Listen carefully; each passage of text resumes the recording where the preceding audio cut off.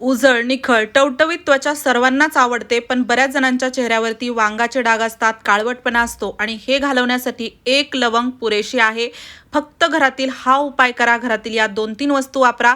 पूर्ण स्किनवरील टॅनिंग निघून जाईल, रंग उजळेल आणि त्यासोबतच कितीही जुने वांगाचे, पिंपलचे डाग असतील तर ते देखील निघून जातात. आणि ही रेमेडी एवढी जुनी पारंपरिक आहे की याचे रिझल्ट बेस्ट आहेत. अगदी तुमच्या घरी वडीलधाऱ्या माणसांना विचारलं तर अगोदर काही पार्लर, क्रीम असं नव्हतं, पण त्वचेला उजळ, निखळ, टवटवीत बनवण्यासाठी हा उपाय केला जायचा. खूपच परिणामकारक आहे. एकदा करून बघा आणि व्हिडिओ आवडल्यास मित्रपरिवारासोबत शेअर करायला विसरू नका. त्यासोबतच बघा, पूर्ण रिझल्ट हवा असेल तर व्हिडिओ देखील पूर्ण बघा आणि तसाच स्टेप बाय स्टेप फॉलो करा. रिझल्ट नक्की मिळेल. तर चला, लाईव्ह प्रूफ देखील मी तुम्हाला दाखवणार आहे, कारण की माझी त्वचा यामुळेच खूपच छान आहे. अगदी त्यावरती एकही पिंपल्स नाही किंवा कोणताही डाग नाही, जे की मी तुम्हाला रिझल्ट दाखवणार आहे. याचे भरपूर फायदे आहेत अजूनही. आणि त्यासोबतच ना, इथे आपल्याला लागणार आहे बेसन पीठ. बेसन पीठ आपल्याला घ्यायचं आहे, जसं आपल्याला कमी जास्त पाहिजे असेल 1-2 व्यक्तींसाठी, एका व्यक्तीसाठी ते घ्यायचं. साधारण 2 चमचे बेसन पीठ मी घेतलेलं आहे आणि हे भरपूर होतं. अगदी हाताला, पायाला किंवा चेहऱ्याला एवढं पुरेल एवढं हे होतं एका व्यक्तीसाठी. आणि कमी लागत असेल तर कमी घ्या. यानंतर ना, आपल्याला इथे लागणार आहे दही. दही 1 चमचाभर मी घेतलेला आहे. आता हे फक्त असं नाही की फक्त चेहऱ्यावरती तुम्ही वापरू शकता, हातापायावरती, मानेवरती किंवा पूर्ण बॉडीवरती देखील याचा वापर करता येतो. पूर्ण बॉडीची टॅनिंग निघून जाते, काळवटपणा निघून जातो आणि वेगळं असं काही आपल्याला पार्लरला जायची किंवा खर्च करण्याची गरज पडत नाही. आणि इथे आता दही मी यामध्ये टाकलं. चांगलं दही यामध्ये टाकून फेटून घ्यायचं, मिक्स करायचं. त्यानंतर आपल्याला यामध्ये टाकायचं आहे रोज वॉटर, गुलाबजल.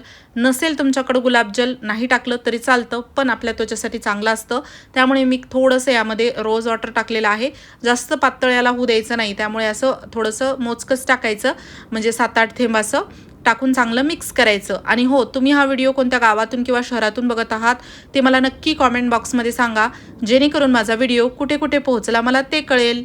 यानंतर आपल्याला इथे लागणार आहे लवंग. लवंग साधारण 1च आपल्याला लवंग पुरेशी होते. जसं मी 2 चमचे बेसन पीठ घेतलं ना, त्यासाठी. बाकी तुम्ही जास्त जर घेतलं असेल तर त्यानुसार तुम्हाला लवंग जास्त वापरावी लागेल. फक्त एवढंच आहे प्रमाण, बाकी काहीच असं नाही की मोजूनच घ्यायचं किंवा असं काही अजिबात नाही. 1 लवंग मी घेतली, त्यावरती असं पिवळा वरचा डॉट फुल असलेलीच लवंग घ्यायची. फक्त खाली दांडी असेल तर त्याचा फायदा होत नाही, एवढं लक्षात ठेवा. आणि ही लवंग आपल्याला जेवढं होईल तेवढं बारीक करून घ्यायची आहे. लवंग बघू शकता आपण बारीक पावडर त्याचं केलं. आता ना, हे पावडर आपल्याला टाकायचं आहे बेसन पिठामध्ये, जे आपण मिक्स केलेलं आहे, तयार केलेलं आहे. थोडंसं मी हाताने चोळून घेतलं, म्हणजे होईल तेवढं बारीक हे झालेलं आहे.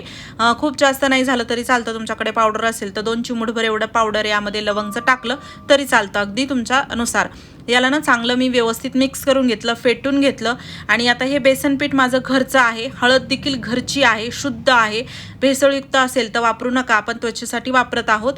शक्यतो चांगल्या क्वालिटीचंच वापरायचं. यामध्ये मी टाकलेली आहे ती कॉफी पावडर.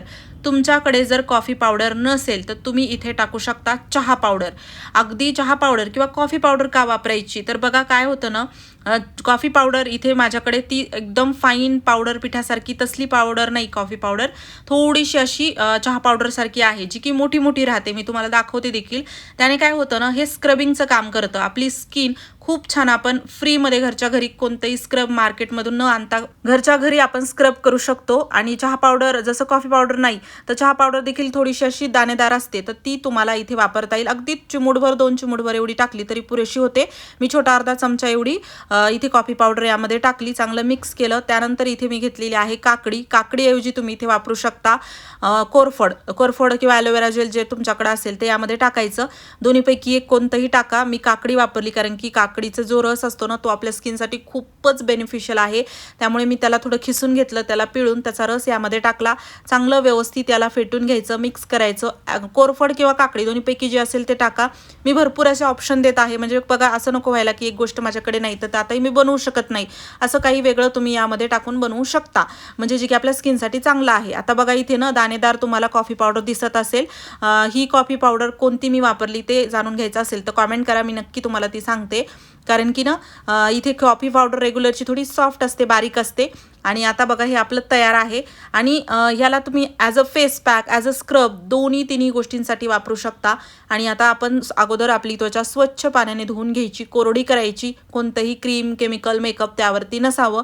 त्यानंतर आपल्याला हे लावायचं आहे आपल्या चेहऱ्यावरती. खूप असा जाडसर थर द्यायची गरज नाही, पातळ असा थर दिला तरी चालतो. आणि मी तर म्हणेल आंघोळीला जात असाल तर आंघोळीच्या अगोदर मानेवरती हातापायावरती लावून घ्या. म्हणजे काय होतं ना, म्हणजे बऱ्याच वेळा मान देखील काळी पडल्याने आपल्याला वाटते बघा, किंवा जे आपले अंडरआर्म्स असतात ना ते देखील काळे पडतात. तर त्यासाठी देखील तुम्हाला हे फायदेशीर ठरतं. एक नाही, याचे भरपूर फायदे आहेत. त्यामुळे मी हा फेस पॅक तुमच्यासोबत शेअर करत आहे.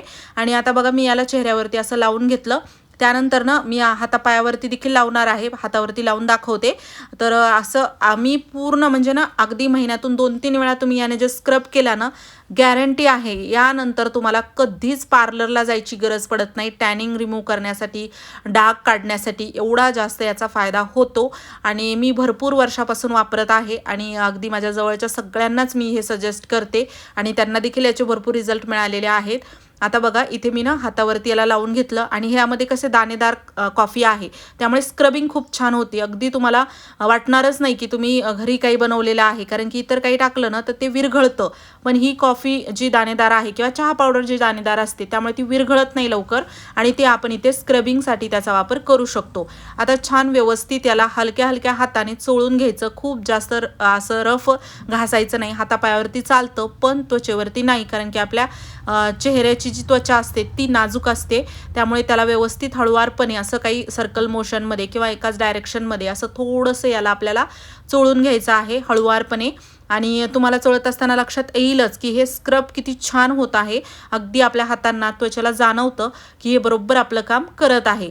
आता यानंतर ना साधारण म्हणजे लावल्यानंतर लगेचच चोळून घ्यायचं नाही. लावून आपल्याला 5 ते 10 मिनिट हा फेस पॅक ठेवायचा आहे. वातावरणानुसार कमी जास्त वेळ लागू शकतो, म्हणजे जास्त वाळू द्यायचं नाही. थोडंसं ओलसर आहे तेव्हाच आपल्याला हे स्क्रबिंग करायचं आहे. सध्या आता थंडीचं वातावरण आहे तर 6-7 मिनिट झाले की थोडं हे सुकायला लागलं आणि मी लगेचच याला चोळून घेतलं. लगेचच म्हणजे असं 7-8 मिनिटानंतर चोळून घ्यायचं. खूप जास्त वाळेपर्यंत ठेवलं की आपली त्वचा ओढली जाते, त्यामुळे अजूनच त्वचेला नुकसान होतं. आणि आता बघा मी छान स्क्रबिंग करून घेतली आणि याला मी आपण आता स्वच्छ पाण्याने धुवून घ्यायचं आहे. बघा चमच्याने याला मी थोडंसं काढून दाखवलं की ती सॉफ्ट स्मूथ स्किन झालेली आहे.